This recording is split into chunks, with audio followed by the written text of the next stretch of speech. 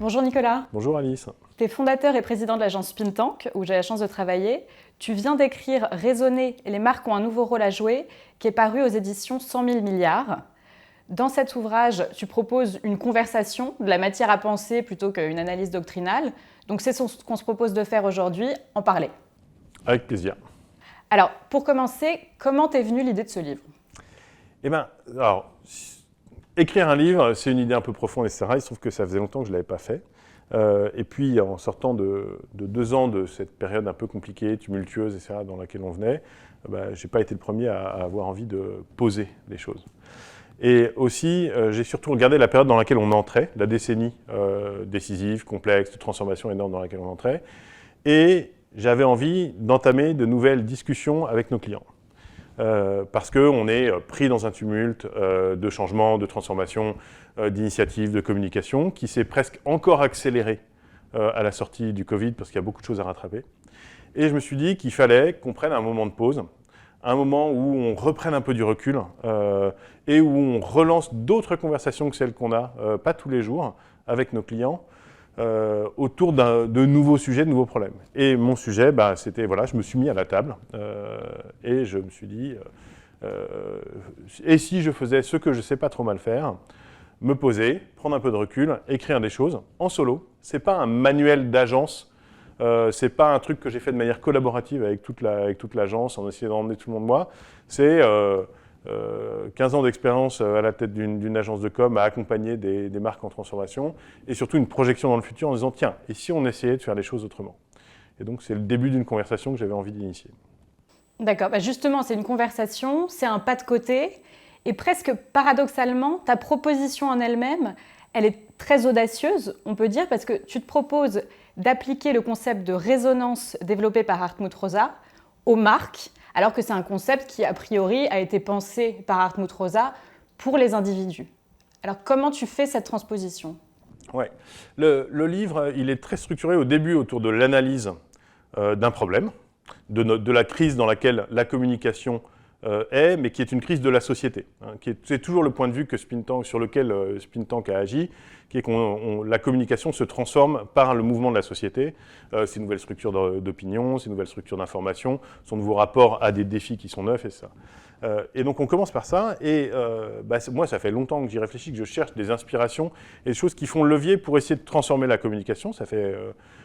C'est un des purposes de Spintank, que d'essayer de chercher à changer les choses pour adapter un métier qui n'est... on ne se définit pas comme des publicitaires qui essaient de toujours faire de la pub, mais on essaye justement de faire bouger le métier et de le resynchroniser pour répondre aux défis de la société. Et j'ai cherché, j'ai relu beaucoup d'inspiration. Moi, je m'étais beaucoup référé dans l'histoire à la figure de Zygmunt Bauman, qui analysait la société liquide, que je cite un tout petit peu dans le bouquin.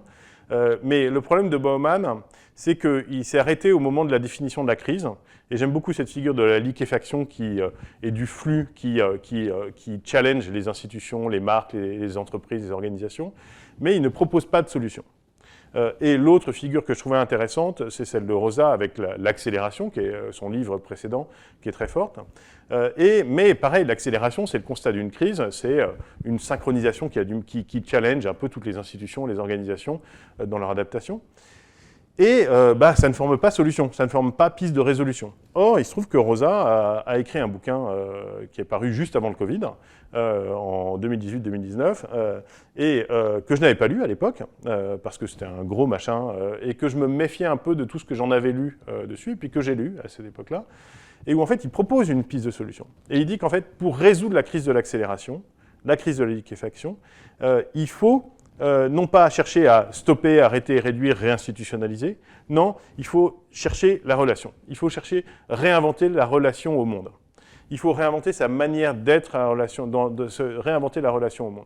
Et il faut pour ça raisonner, c'est-à-dire réinventer la relation qu'on a entre soi, les publics et le monde. Et je me suis dit que c'était la bonne piste pour les marques. C'était la bonne solution pour les marques dans un monde de réseau que d'aller réinventer de la relation et de remettre une des convictions, ça touchait une conviction mise à l'épreuve depuis une quinzaine d'années chez Spintank, que les relations sont un pivot et un socle de réinvention des marques Là où, parce qu'on rentre dans un monde de réseaux, d'individus acteurs, d'individus mis en réseau qui réinventent énormément des relations très très fertiles et très riches, qui sont acteurs et qui ne peuvent pas juste se faire imposer des termes par des marques.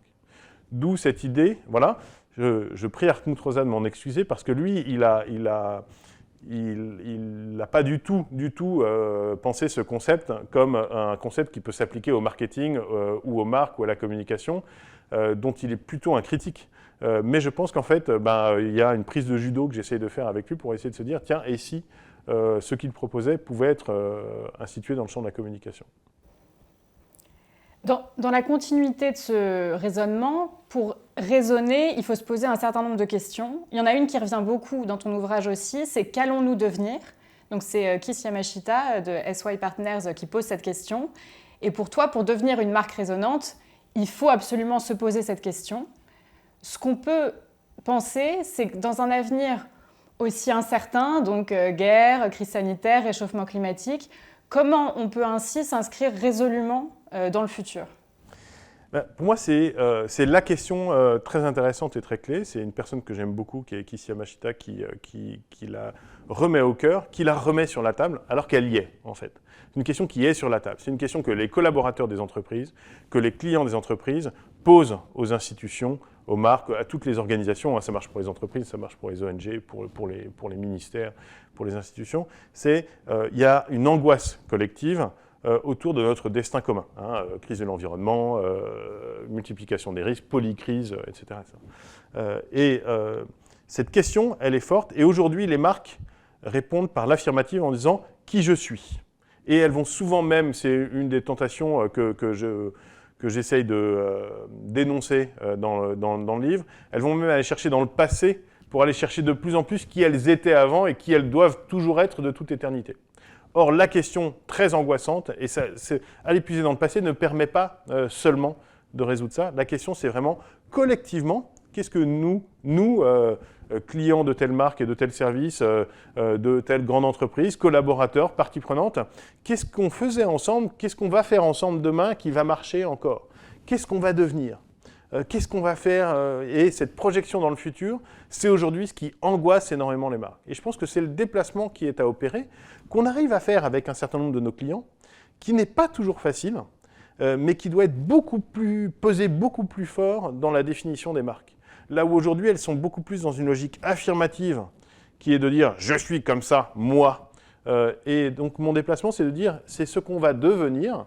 Donc c'est un chemin de transformation, d'évolution, etc., qui doit tirer une continuité avec le passé. Et c'est nous. C'est pas moi la marque contre toi, non. C'est ensemble le chemin qu'on doit mener, qu'on doit faire. Ça paraît des petites subtilités et des transformations légères, mais en fait, c'est assez fondamental dans la transformation parce que ça induit derrière un certain nombre de manières de faire qui vont être très très différentes dans la communication et on change un petit peu les équilibres de la définition des marques et des identités qui sont très affirmatives, autocentrées pour les projeter beaucoup plus dans un chemin commun et une aventure commune. Et pour moi, les leaders de ce monde en transformation de cette décennie qui arrive seront ceux qui arriveront à résoudre cette question. Et d'ailleurs, on voit bien que les leaders émergents qui le font sont souvent des gens qui sont très projetés dans le futur, qui répondent à des questions avec des visions et des aventures fortes. Si je vous cite Tesla, qui est un exemple assez évident, qui est un peu un barbare, qui n'a pas de passé, donc c'est plus facile, projette beaucoup vers le passé, mais dit wow, « j'ai une vision très forte, et j'emmène autour de cette vision-là sur une vision du monde, et je vous emmène. » Et d'ailleurs, qui a un leadership absolument exceptionnel pour emmener derrière cette vision. Et je pense que l'équilibre, évidemment, il faut souvent tracer une continuité, mais la part d'avenir dans les marques doit être beaucoup plus forte. Cette démarche, en d'autres mots, et ce sont les tiens, ça implique pour les marques d'être un contrat plutôt que d'imposer un système, c'est-à-dire d'entrer en relation avec le monde plutôt qu'imposer de façon très verticale des éléments de langage un petit peu pré-réchauffés. Ce qu'on peut se demander néanmoins, c'est qu'on fait face à un public qui est sursollicité par un storytelling omniprésent et qui n'a pas forcément demandé cet échange. Alors comment est-ce qu'on va à la rencontre d'un public qui n'a pas forcément sollicité cette rencontre? Alors comment? Il y a 1000 manières et c'est très compliqué. En revanche, ce qui est certain, et ce que j'essaie de remettre dans le livre, c'est qu'on n'a pas vraiment le choix. On sort d'un système on est sorti d'un système médiatique très descendant, où la répétition et l'imposition de messages étaient possibles, parce qu'on avait des médias de masse et des publics qui étaient des audiences qui pouvaient recevoir et sur lesquels on allait faire de la répétition et de l'imposition d'imaginaire. Là, on est dans quelque chose d'autre, où il faut emmener et engager des publics en allant chercher avec eux, en allant chercher leur attention sans leur imposer.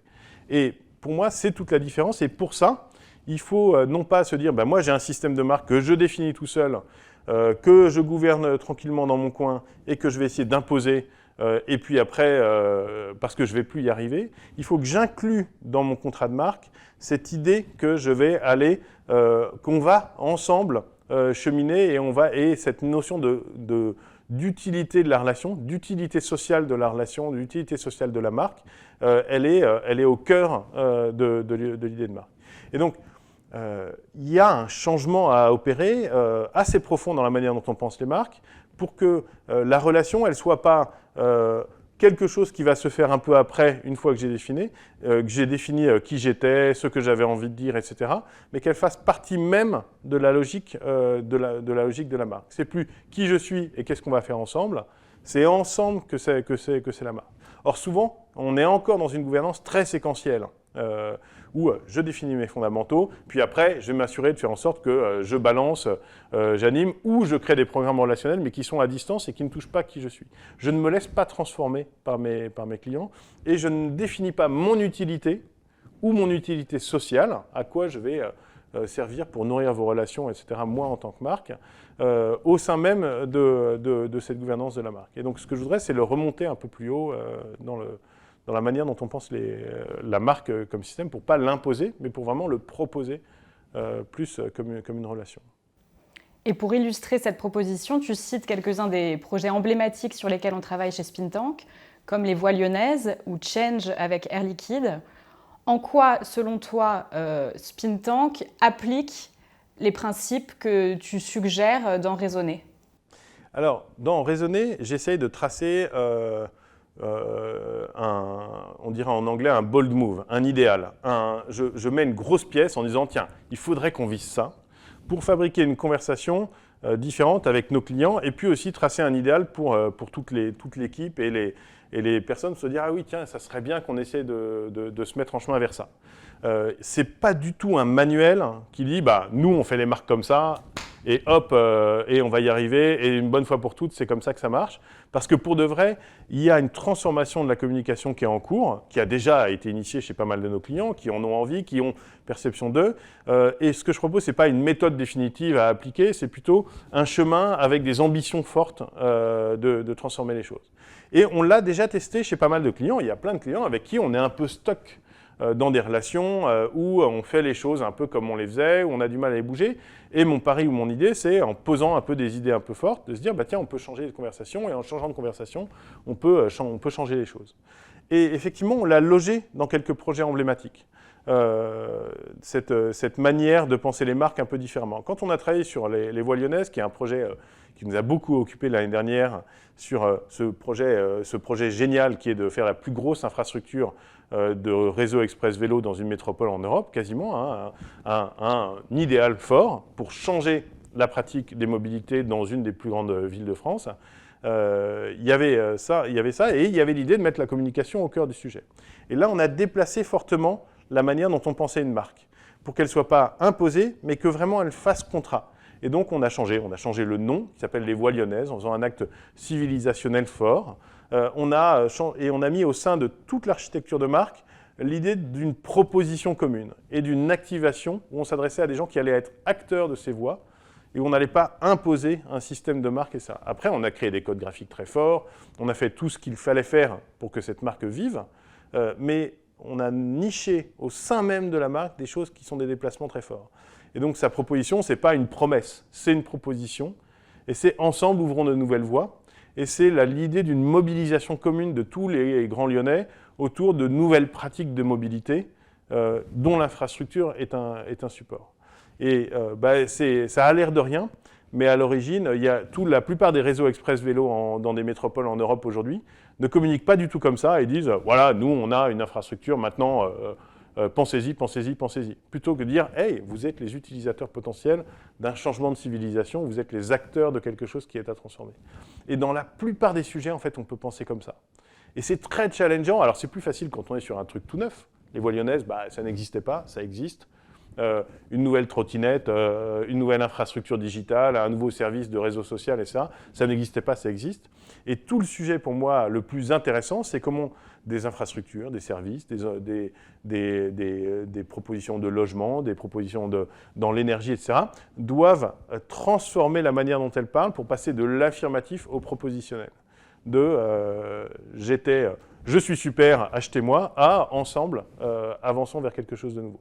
Et moi, c'est le truc qui m'amuse, m'intéresse actuellement beaucoup dans ce moment de retournement qu'on est en train de vivre, où il faut penser les gens comme des acteurs. Cette quête, elle est effectivement passionnante. Elle n'est pas non plus dénuée d'obstacles, en particulier sur la question environnementale qui est particulièrement cruciale mais aussi complexe. Et sur l'engagement environnemental du secteur de la communication, tu écris « Faire des publicités éco-conçues, inclusives, bas carbone pour promouvoir des produits qui remplissent la planète de CO2 sans forcément s'améliorer, cela ne sert pas à grand-chose. » Effectivement, comment faire face à ce dilemme ? Oui, c'est toute la conversation compliquée qu'on a actuellement dans la communication, où on essaie de travailler énormément, et c'est important. Et c'est très important, et on y participe, et on s'y questionne, on a des groupes de travail en cours, on travaille sur la décarbonation de tout ce qu'on fait, l'évaluation carbone de chacune des opérations qu'on mène, etc. Elle fait partie de ce qu'on est en train de faire, comme beaucoup de monde. Mais ça ne suffit pas. C'est-à-dire qu'on peut faire les sites web les plus économes du monde, si à la fin ils promeuvent l'idée de quelque chose qui va rajouter plus de CO2 dans l'atmosphère ou qui va accélérer le réchauffement climatique, si on fait de la communication économe de moyens et éco-conçue, ça ne sert à rien. Et donc, pour moi, c'est une question posée, et c'est une question posée grave et compliquée qui n'est pas très affrontée frontalement par beaucoup d'acteurs de la communication, qui en vivent et ont du mal à évoluer. Et donc, s'attache beaucoup à décarboner la publicité, les événements, l'édition, le numérique, etc., mais pas trop à l'impact parce que ce n'est pas tellement de leur responsabilité. Nous, on a fait notre bilan carbone chez Spintank, scope 1, 2, 3, donc tout ce qu'on produit avec nos clients, nos sites web, etc., qui est très économe en carbone parce que c'est assez facile. On est dans le 11e arrondissement, on ne produit pas grand-chose et on fait pas de la communication très carbonée, on ne fait pas de l'événement, on ne fait pas des grands voyages pour aller tourner des publicités à l'autre bout du monde et on a des dispositifs digitaux qui sont assez légers. Mais en vrai, la réalité de ce qui m'obsède moi, le scope 1, 2, 3, on a encore du boulot, on peut améliorer les choses, mais on est déjà vachement à l'os. Le sujet, c'est le scope 4. C'est en fait, non pas ce que notre communication émet, c'est ce qu'elle va produire comme effet sur les comportements des gens qui vont faire qu'ils vont émettre ou pas. Si on travaille sur la voiture, est-ce qu'on se donne pour responsabilité d'aller d'aller travailler sur des voitures thermiques de plus en plus lourdes, de plus en plus importantes, c'est ça. Et c'est une question à laquelle il n'est pas facile de répondre, de manière générale au niveau de la communication, en revanche à laquelle on peut répondre au niveau des entreprises. Et nous, on est en train, déjà la poser, c'est important, chercher de manière collective, collaborative, dans des échanges avec des clients, avec des confrères, dans le secteur des solutions, c'est important. Et puis après, trouver des réponses aussi, c'est important. Et donc nous, typiquement, tout l'environnement très carboné, qui n'est pas dans une logique de transformation pour devenir meilleur, il est pour nous hors de question d'y aller. Parce que, voilà. Et donc, on cherche, on a déjà dit non à des gens qui ne sont pas dans le respect de la biodiversité, qui est aussi un des grands défis de la décennie ou du siècle, on a décidé de ne pas y aller. Et donc, il ne s'agit pas de dire on va faire oui ou non, il s'agit d'essayer d'emmener quand même une conversation dans la communication pour qu'elle aille chercher une décarbonation non pas de ses pratiques propres, mais de son impact. Une autre difficulté que tu soulèves dans le livre, c'est celle de l'élaboration de la raison d'être des entreprises. En substance, tu dis que souvent c'est peu inspiré, c'est consensuel, c'est un petit peu mou, c'est plutôt raté en somme. Pourquoi ? C'est assez amusant ce qui s'est passé autour de la raison d'être, puisque en l'espace de quelques années, après beaucoup de résistance, les grandes entreprises françaises, en tout cas une bonne partie d'entre elles, la moitié du CAC 40 et puis à peu près la moitié des 100 plus grosses boîtes de France, se sont écrits très rapidement, en 1 à 2 ans, un texte qui essayent de définir leur raison d'être. C'est quand même un vertige comme question. Hein. On va essayer de définir très très rapidement, en très peu de choses, à quoi on sert, pourquoi on existe. Et en fait, l'exercice a globalement été très décevant. Si vous regardez les textes qui ont été écrits, ils ne sont pas à l'aune de la complexité, de la nature, de ce que sont les aventures que sont ces entreprises.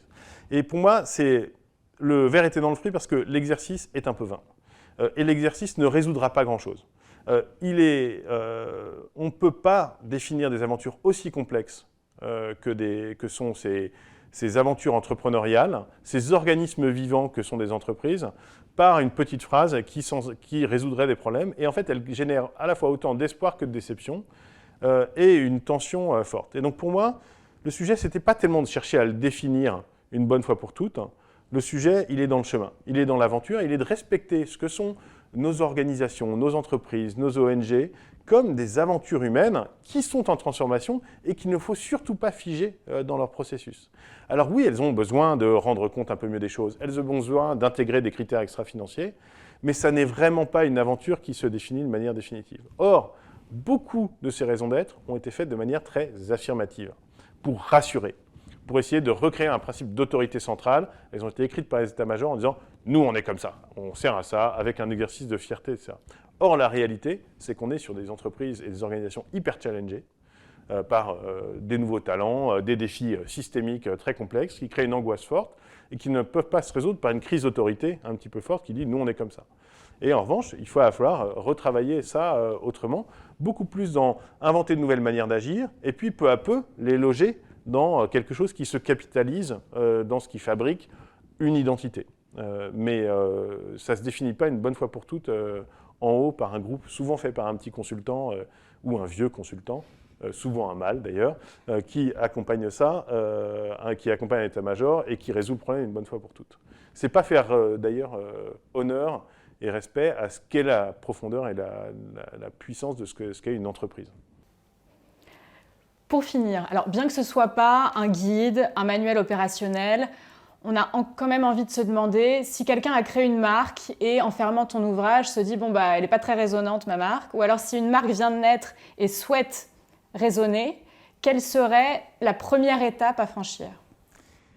Eh bien, je pense que la première étape, elle dépend vraiment de chaque sujet, de chaque marque et de chaque état d'où elle vient, cette marque, etc. Il y a vraiment... Alors moi, il y a un truc que je déteste dans la vie, c'est les manuels de consultants. Et je crois que ça ne marche pas, en fait, les manuels de consultants. Donc le bouquin que j'ai écrit veut être une sorte d'anti-manuel. Je n'ai pas une méthode toute faite. En revanche, il y a des ingrédients et des principes que j'essaye d'injecter en disant et si on changeait un certain nombre de choses et on bouscule quelques ingrédients qui nous permettent de nous mettre sur la bonne voie. Et au sein de ces ingrédients, il y a toujours un peu un principe de sincérité et l'idée qu'il faut créer une relation vraie à ces publics. Et qu'ils les pensent comme des acteurs et pas comme des gens qui écoutent ou à qui il faut qu'on bourre le crâne, mais comme des gens qui peuvent rétroagir de manière forte sur soi. Et donc, dans tous ces principes, après la manière de faire, le premier pas, il est souvent assez décisif parce que c'est en faisant un premier succès sur une nouvelle posture qu'on se dit « ah mais en fait c'est possible » et après on embarque le reste. Et donc souvent, quand on a réussi à faire bouger des vieilles dames d'entreprise, on travaille avec des grands groupes sur des sujets complexes, difficiles d'énergie, d'environnement, de mobilité, de ville, en transformation, d'emploi, etc. Quand on arrive à faire bouger sur des nouvelles postures, c'est souvent par un premier concept réussi. Ce n'est pas par en haut, par une grande mission systémique qui referait l'exemple de tout, etc. C'est par un succès qui fédère les publics autour d'une nouvelle manière de les agir. Et donc souvent, on cherche le bon quick win, mais pas le quick win où on fait du succès sympa sans changer les choses. Le quick win où on se décentre, on change de manière de faire, et là, hop, on se dit oh, « cool, ça marche bien ». Et après, on essaie de déployer le reste. Et c'est comme ça qu'on fait depuis 16 ans chez Spintank, en commençant par un projet emblématique, et puis après, en essayant d'étendre nos manières un peu différentes de faire chez nos clients. Et donc, mon conseil serait de dire, cherchez la nouvelle manière de faire. Logez-la dans un petit truc, un peu à l'abri de trop de tensions identitaires, complexes, etc. Et puis après, étendons. Et donc, souvent, c'est autour d'un nouveau projet, d'une nouvelle identité, d'un nouveau dispositif de communication, d'un problème qu'on n'a pas à résoudre ou d'un problème qui vient de l'extérieur. Chez beaucoup d'entreprises, par exemple, le sujet des talents actuellement, les AgroParisTech et les X et les HEC et Sciences Po qui ne veulent plus venir chez nous, ça, c'est un problème systémique qui crée un vertige énorme. Et donc, y répondre par quelque chose de neuf, c'est pas encore touché à toute l'entreprise, mais y répondre par quelque chose de neuf en se hissant à la hauteur de ce défi-là, ah tiens, ça c'est une bonne manière de trouver quelque chose d'intéressant. Donc il faut trouver le défi qui est posé par l'extérieur auquel on va répondre de manière neuve. Merci beaucoup Nicolas. Donc, pour en savoir plus, on peut lire ton ouvrage « Raisonner, les marques ont un nouveau rôle à jouer » qui est paru aux éditions 100 000 milliards ou entamer la conversation avec toi. Oui, avec plaisir. On est à peu près disponible sur la plupart des réseaux sociaux.